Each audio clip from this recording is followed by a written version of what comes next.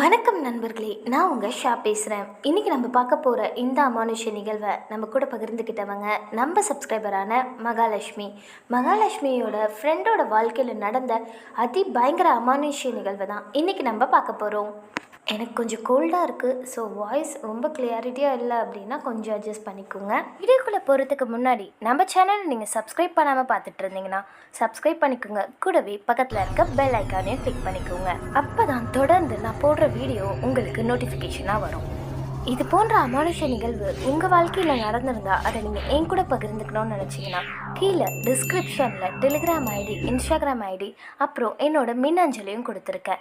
அதன் மூலியமாக நீங்கள் உங்களுக்கு நடந்த அந்த அமானுஷ்ய நிகழ்வை எனக்கு வாய்ஸ் நோட்டாகவும் அனுப்பலாம், இல்லை டைப் பண்ணி மெசேஜாகவும் அனுப்பலாம். நம்ம சேனலுக்கு நிறைய பேர் ரொம்பவே அன்பையும் ஆதரவையும் தொடர்ந்து கொடுத்துட்ருக்கீங்க. உங்கள் எல்லாருக்குமே ரொம்ப நன்றி. வாங்க வீடியோக்குள்ளே போகலாம்.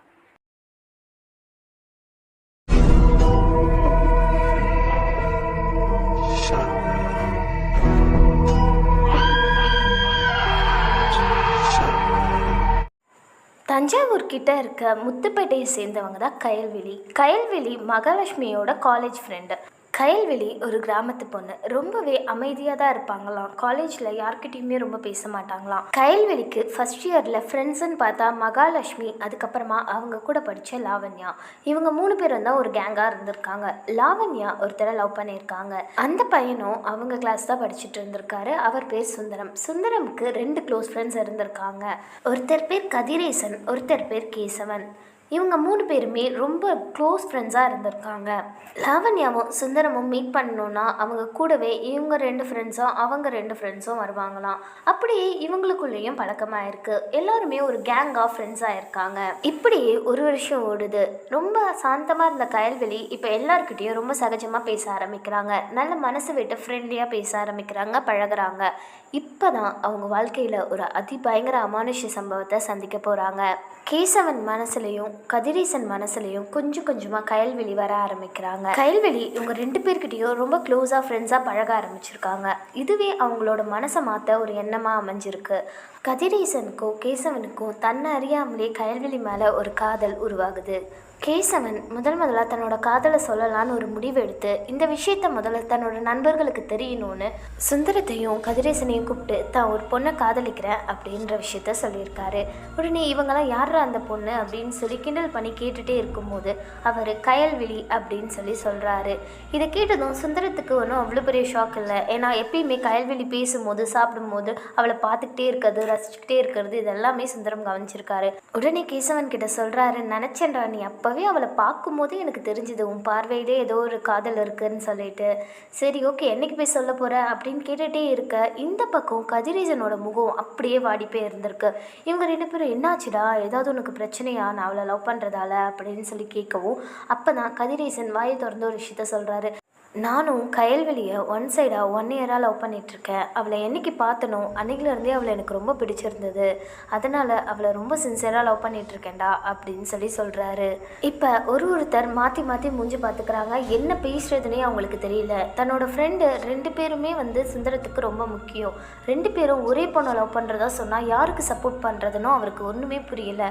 இப்போ 2 பேர்கிட்டையுமே ஒரு விஷயத்த சொல்கிறாரு. சரிடா, காதல் எல்லாருக்குமே வரும், உனக்கு எனக்கு யாருக்குமே விதிவிலக்கு கிடையாது. ஸோ ஒரு பொண்ணை பார்த்ததும் பிடிக்கிறது ரொம்ப சகஜமான விஷயம்தான். உங்கள் 2 பேருக்குமே கையில் பார்த்தோன்னே அந்த உணர்வு வந்திருக்கு. இதில் தப்பே கிடையாது.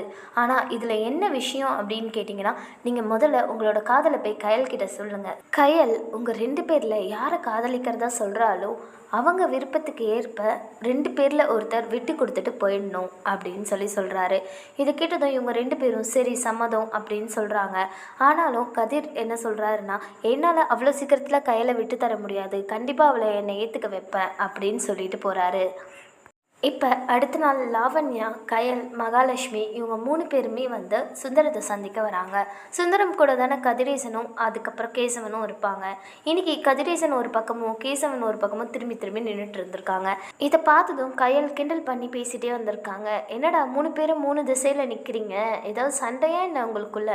நீங்கள் சண்டை போட்டால் உலகமே அழிஞ்சிருமே அப்படின்னு சொல்லிக்கிட்டே வரவும் கரெக்டாக கேசவன் கிட்ட வந்துட்டு, இங்கே பாரு கயல், எனக்கு ஒன்று ரொம்ப பிடிச்சிருக்கு, நான் உன்னை காதலிக்கிறேன் அப்படின்னு சொல்லிடுறாரு.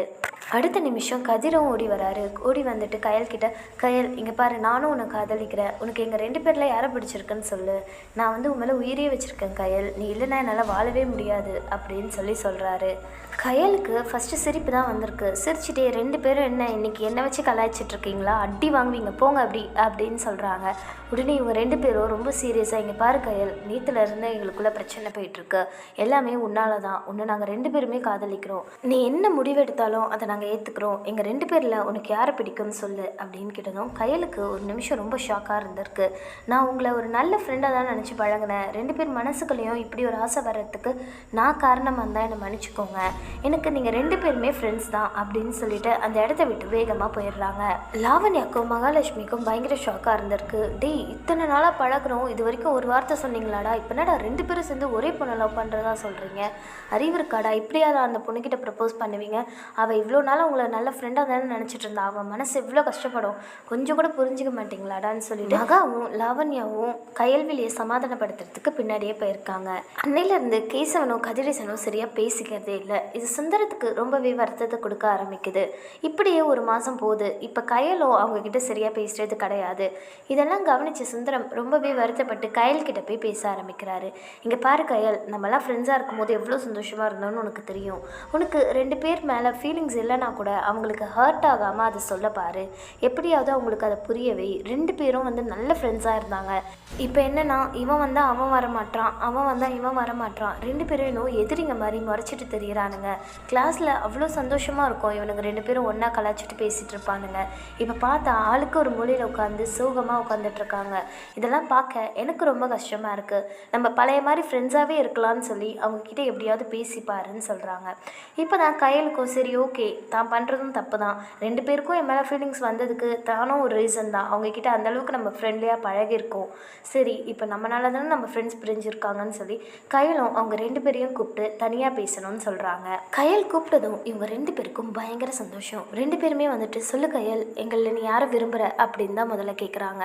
இதை கேட்டதும் கயலுக்கு மறுபடியும் கோவம் தான் வருது. இங்கே பாருங்கள், 2 பேருமே என்னோடய ஃப்ரெண்டு தான் நான் அன்றைக்கே சொன்னேன்ல, இப்போவும் நீங்கள் 2 பேரும் இப்படி அடிச்சுக்கிறது சண்டை போட்டுக்கிறதுலாம் நல்லாவே இல்லை. நீங்கள் 2 பேரும் ஒன்றா இருந்தால் தான் முதல்ல எனக்கு பிடிக்கும். எனக்கு கண்டிப்பாக உங்கள் 2 பேரில் யார் மேலே ஃபீலிங்ஸ் வந்தாலும் அதை நான் கண்டிப்பாக மறைக்க மாட்டேன். உங்ககிட்ட முதல்ல வந்து சொல்கிறேன், முதல்ல நீங்கள் 2 பேரும் ஒன்றா இருங்க, ஒன்றா இருந்தால் தான் உங்கள் கூட நான் பேசி பழகவே முடியும் அப்படின்னு சொல்கிறாங்க. இதை கேட்டதும் இவங்க 2 பேரும் கொஞ்சம் சமாதானம் ஆகுறாங்க. சரிடா, 2 பேருமே அவளை லவ் பண்ணும், இருந்தாலும் அவளோட விருப்பம் எதுவோ அதுக்கு விட்டு கொடுத்துடலான்னு சொல்லி 2 பேரும் ஃப்ரெண்ட்ஸாக மறுபடியும் பழக ஆரம்பிக்கிறாங்க. இப்படியே ஒரு 3 மாதம் போகுது. இந்த 3 மாதத்தில் இவங்க இன்னும் ரொம்ப க்ளோஸ் ஃப்ரெண்ட்ஸாக மாறுறாங்க.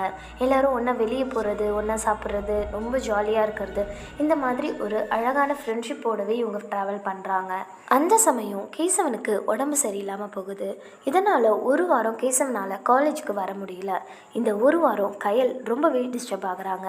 கயலுக்கு எங்கே பார்த்தாலும் கேசவனோட நினைப்பாகவே இருந்திருக்கு. அவரோட குரல் கேட்குற மாதிரி, அவர் அங்கே நிற்கிற மாதிரி, அவங்க நின்று பேசுகிற அந்த இடத்தெல்லாம் பார்க்கும்போது அவர் அங்கேயே இருக்க மாதிரிலாம் தோணியிருக்கு. இப்போ தான் கயலால் ஒரு விஷயத்தை உணர முடியுது. தனக்கு கேசவன் மேலே ஃப்ரெண்ட்ஷிப்பை தாண்டி ஒரு அழகான பாசம் இருக்குது. அந்த பாசத்துக்கு பேர் தான் காதல்னா, நான் ரொம்பவே கேசவனை காதலிக்கிறேன் அப்படின்னு சொல்லி அவங்க மனசு அப்போ தான் அவர் மேலே இருக்க காதலை உணருது. ஒரு வாரம் கழித்து காலேஜுக்கு வந்த கேசவனை பார்த்ததும் ரொம்ப சந்தோஷப்படுறாங்க கயல்.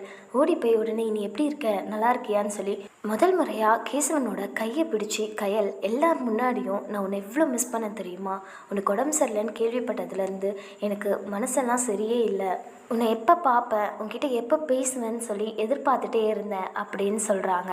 அதுக்கு கேசவனும், பரவாயில்ல கயல், நீ என்னை மிஸ் பண்ணியிருக்க அப்படின்னு சொல்லி சிரிச்சிருக்காரு. ஆமாம், உன்னை மிஸ் பண்ணது மட்டும் இல்லை, நீ தான் என் மனசில் இருக்கன்றதோ எனக்கு இப்போ தான் தெரிஞ்சுது அப்படின்னு கயல் அப்போவே அவங்க மனசில் இருக்க அந்த காதலை சொல்கிறாங்க. இதெல்லாம் பார்த்துட்டு இருந்த அவங்க ஃப்ரெண்ட்ஸ்க்கு ரொம்பவே சந்தோஷம். ஆனால் கதிர் அங்கே இல்லை. கதிர் இது தெரிஞ்சால் எப்படி ரியாக்ட் பண்ணுவான்றது அவங்களுக்கு ரொம்பவே பயமாக இருந்திருக்கு.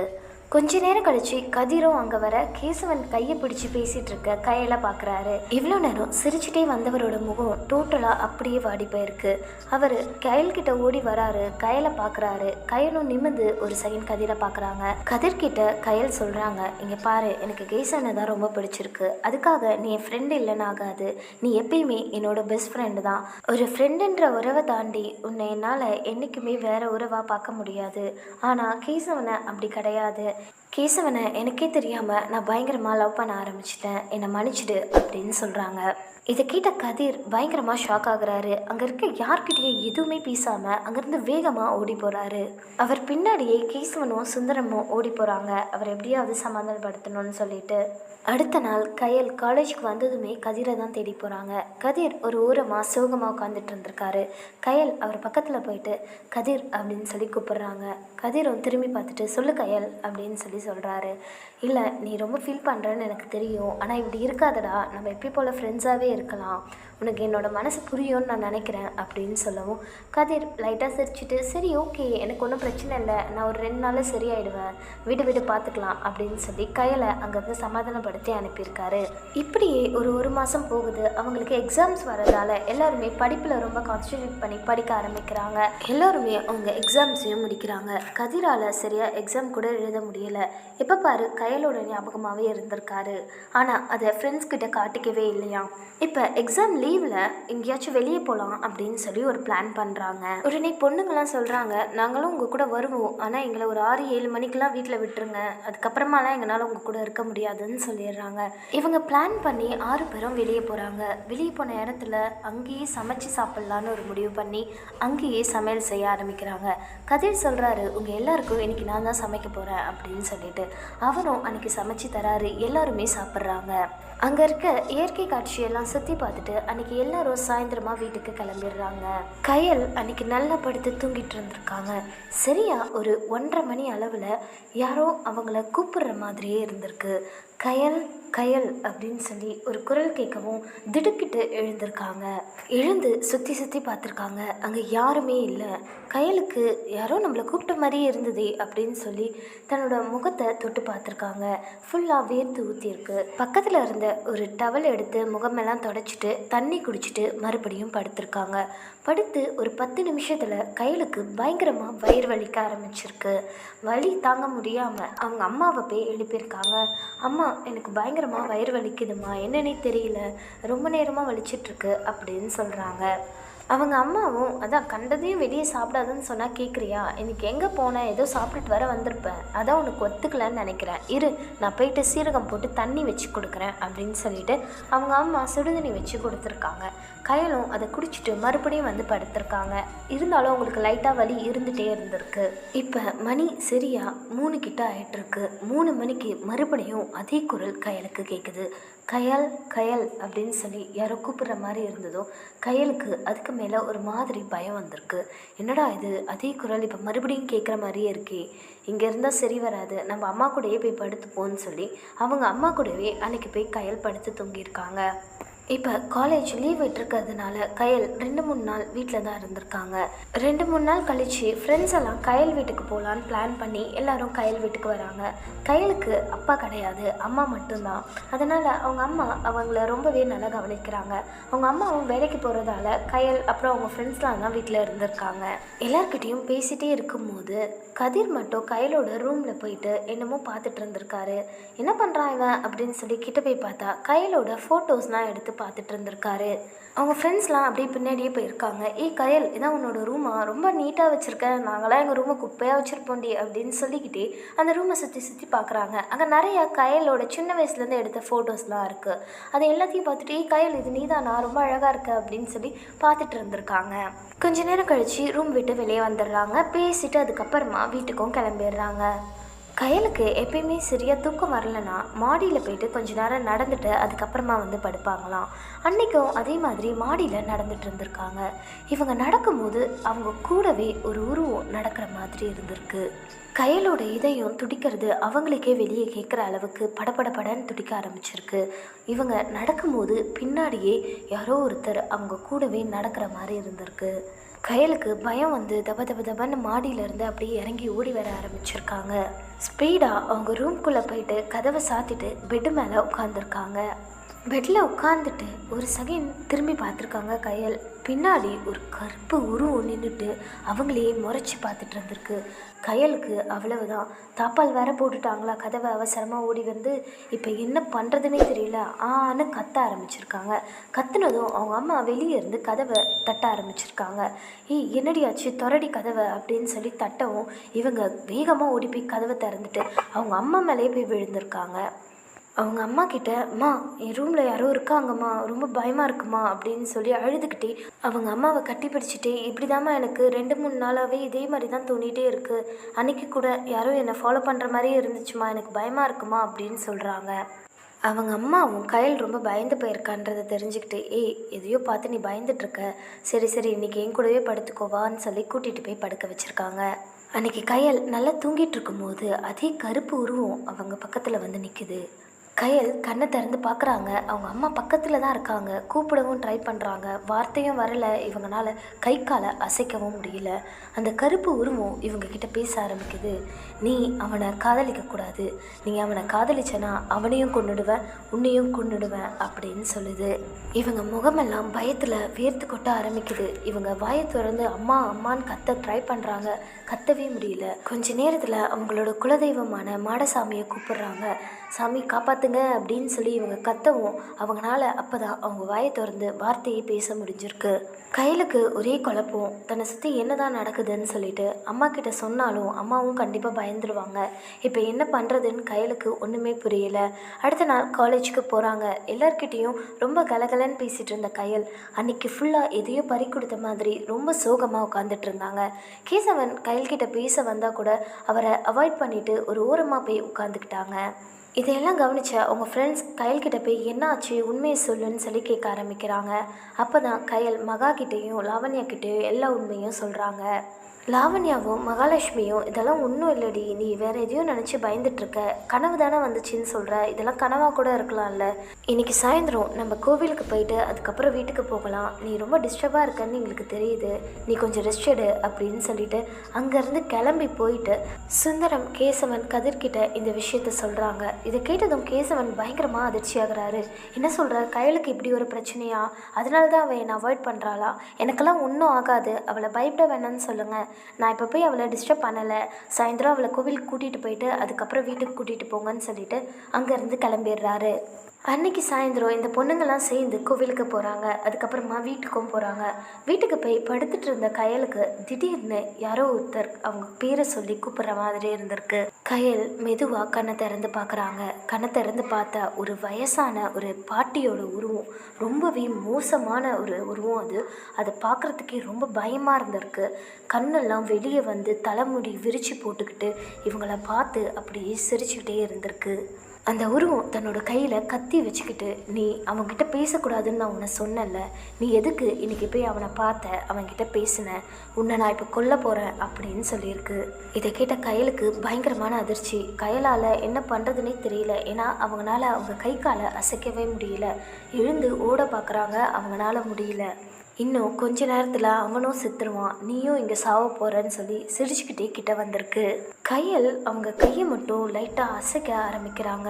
அவங்க கொஞ்சம் கொஞ்சமாக ட்ரை பண்ணி தலகாணிக்கு அடியில் இவங்க கொண்டு வந்த அந்த திருநூரை வச்சுருந்துருக்காங்க. கோவில் போயிருந்தாங்க இல்லையா, அங்கேருந்து கொண்டு வந்தது. அந்த திருநூரை எடுத்து டக்குன்னு அந்த பேய் மேலே போட்டிருக்காங்க. அந்த ஆன்மா மேலே போட்டதும் அது அங்கேருந்து புகை மாதிரி ஒரு சத்தம், அது கதற சத்தம் வேறு மாதிரி இருந்ததான்.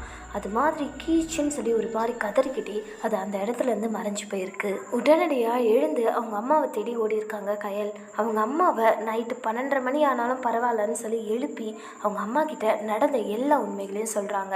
இன்க்ளூடிங் அவங்க கேசவனை காதலிச்ச விஷயத்தையும் சொல்கிறாங்க.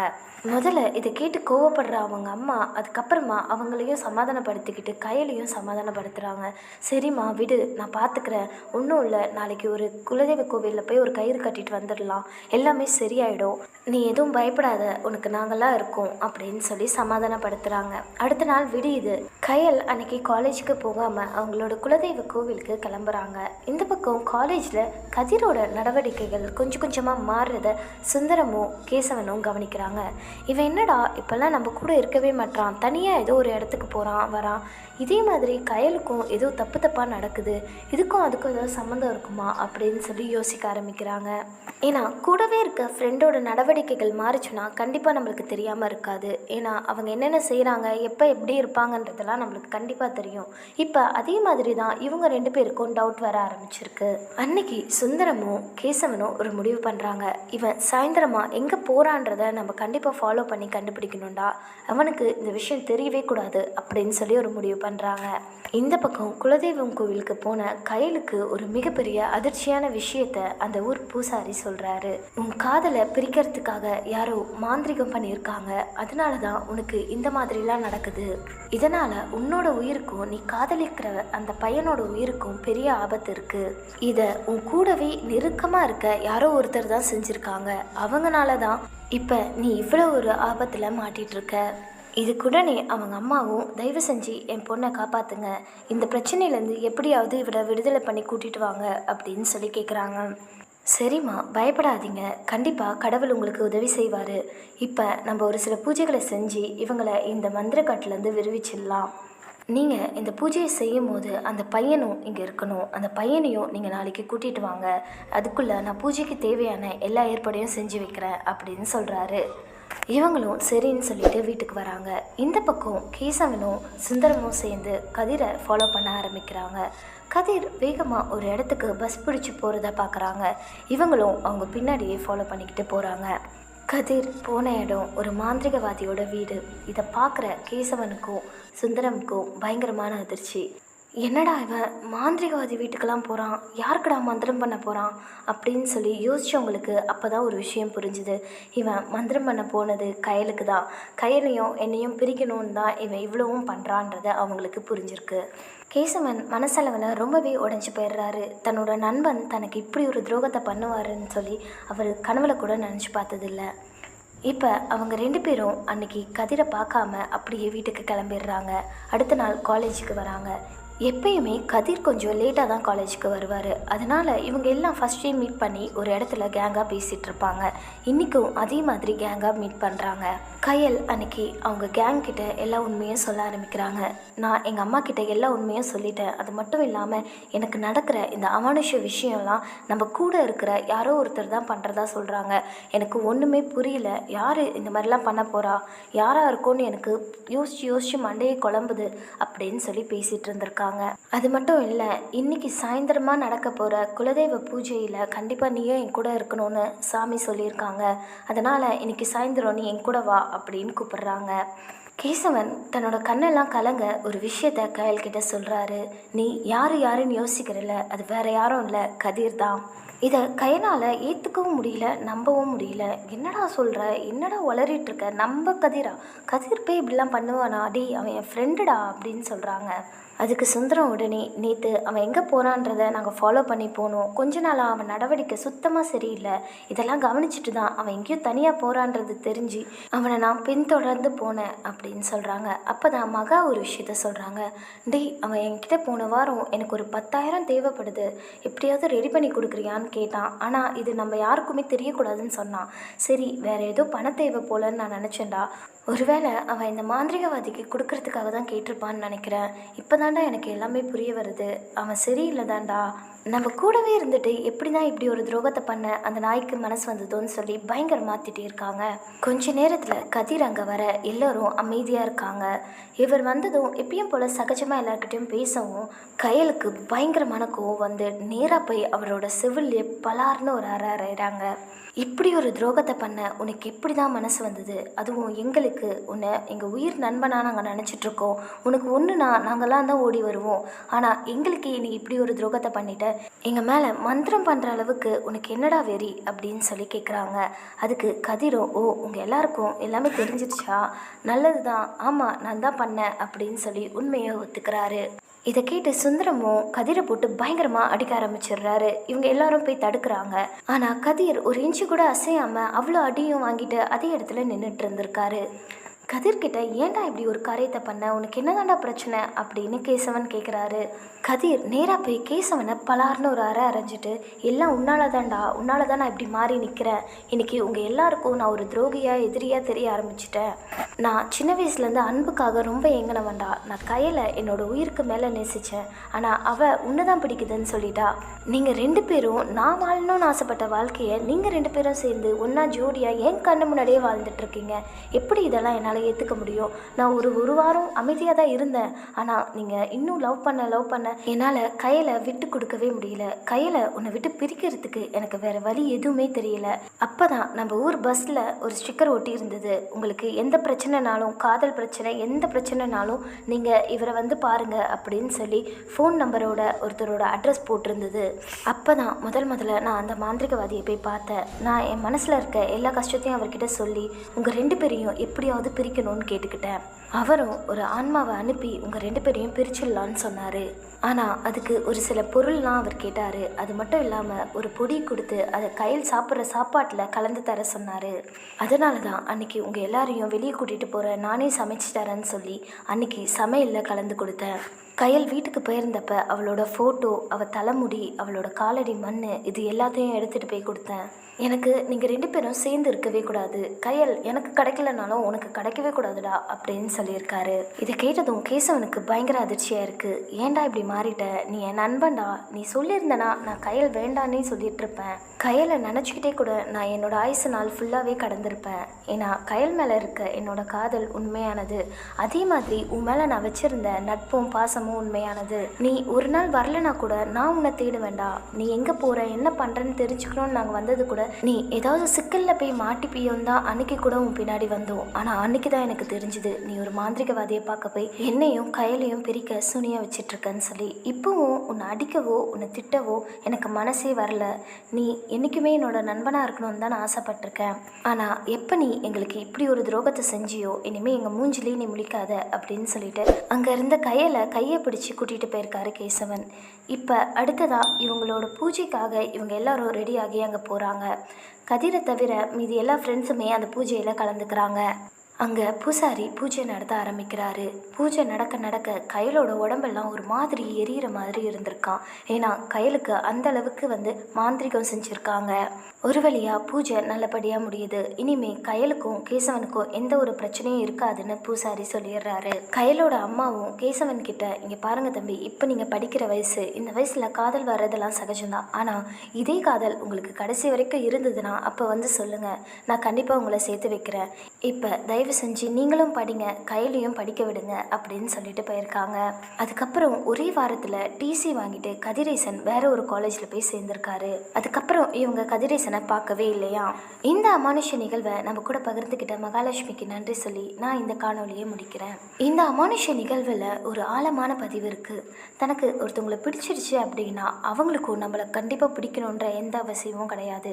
நம்ம முடிஞ்ச அளவுக்கு நம்ம காதலை புரிய வைக்க ட்ரை பண்ணுவோம். அப்படி புரிஞ்சுக்கல அப்படின்னா விட்டுடணும். அதை விட்டுட்டு அவங்கள பழி வாங்கணும், அவங்களுக்கு ஏதாவது நம்ம தீமை செய்யணும்னு நினைக்கக்கூடாது.